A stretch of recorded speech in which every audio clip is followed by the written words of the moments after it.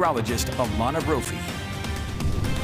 My goodness, that rain is coming down tonight. Woo, I was driving in, everyone put their hazards on. We're all slowing down. It's crazy. It's very, very heavy rain. This is monsoon moisture, and when these storms really take off, they take off. We knew that that would happen at ABC4 News at 10, but folks at the RSL grain, they were left scrambling. Look at the sheets of rain coming down here, and you see the lightning. People were just looking for shelter as this storm rolled through, impacting northern Utah County and southern Salt Lake County. As we look at the storm tracker radar, it shows you exactly where this moisture is. As we zoom in, we do have that flood advisory that's going to be in effect until 12:15. It impacts areas from Harriman all the way over to Cottonwood Heights. Urban flooding there because of the heavy rain that we're seeing. And look at all this moisture. We're not finished just yet. We also have the flash flood warning for the Jacob City burn scar over in Tooele County. Now, as we step back, we add the lightning, and you can see a tremendous amount of that. Now, this is tracking towards Salt Lake City, the western end of the valley. Park City now dealing with it. Backside of the Wasatch towards Heber, getting some rain and thunderstorm activity. Still raining in Lehigh with the heaviest precipitation.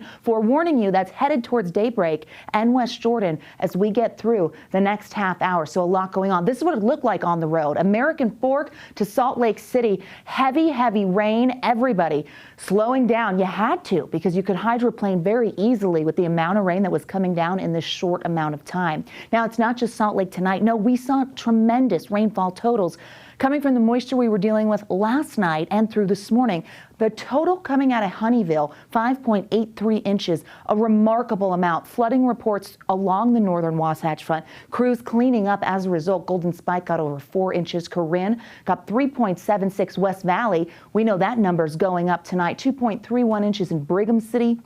Sardine Summit got 2 inches. Kaysville, Grantsville, Park City, Logan. Now, again, along the Wasatch Front, we are going to see higher totals as this system comes through and adds before midnight to our daily total. Here's what's happening and why these storms are so strong. I'm going to get out of the way. That area of high pressure we've talked about a lot. It's got a clockwise flow, and that's funneled in subtropical moisture. So we have a lot of moisture potential thanks to the positioning of that high. But that low pressure you see on your screen, well, that has a counterclockwise flow, and it's interacting with the moisture potential we have. We get very strong storms, and that's what we've seen. As we put this into motion, you're able to see that line in the last hour take form and push, and it's not finished just yet. This is still going to impact Salt Lake City and the surrounding areas and push north over the lake as we get through midnight here. So active conditions, but eventually we're going to clear. Temperatures 83 is where we topped out. 95 is our average high. So we get cooler temperatures with all of the rain. And even when the sun came out,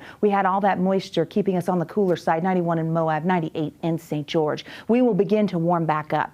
Futurecast shows us what to expect with this storm, where it's headed, and the timing. So we see the line here at 10 p.m. Let's zoom in because we watch at 11 p.m. It's moved into Salt Lake County, West Jordan, Daybreak, Draper, all the way over to the Cottonwood Canyons, pushing towards Bountiful. We do have lightning ahead of it, and that's going to impact Layton and Davis County, pushing towards Weber County. So as we get closer to midnight, we start to see that kind of pass and head towards the mountains. Some lingering storms behind it, just a few cells there on the radar as we get towards midnight. And then eventually isolated activity and just cloud cover for the overnight. So we're going to dry out. Different story. By 2 a.m., we should be sighing and taking that breath of relief because we won't see much in the way of moisture. Okay, so we start to dry out, the clouds start to break. We head into our Friday with some drier conditions, but you still can't rule out the chance of some moisture along the state line as we head into tomorrow. Precipitation potential favors the northwest corner of the state over the Uintas, and a slight chance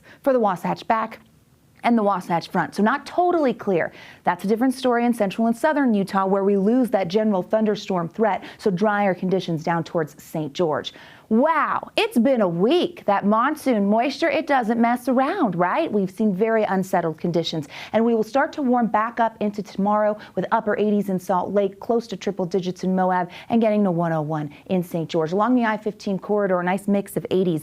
I'm not saying the temperatures are terrible. No, we like those. It's just the moisture coming with it, coming with fury. Okay, St. George 7-day, bringing those numbers back to average. 102 is usually where we are. We're going to be slightly above that as we start our next week, but sunshine and dry conditions. Here's the Wasatch Front. Slight chance for tomorrow. We should dry out by midday completely. We get into the 90s for Saturday. Weak little disturbance. Saturday into Sunday, that will throw clouds our way, cool us a few degrees, and then we head into next week with a different pattern. Our zonal flow, so our westerly flow, is going to cut off the moisture. So we get a break from the monsoon here as the direction changes, and so we won't be pulling that into Utah. And those temperatures still staying on the average side. That's all Glenn wants to know. I know. He's like, you know what? You keep your rain, Alana. I just want to know if those 80s are going to hang out with me. We remember those triple digits. We remember them. I can't get them out of here. Exactly. So yes, we get a little bit of a break. Never in the history of the world has a sporting event interfered with weather.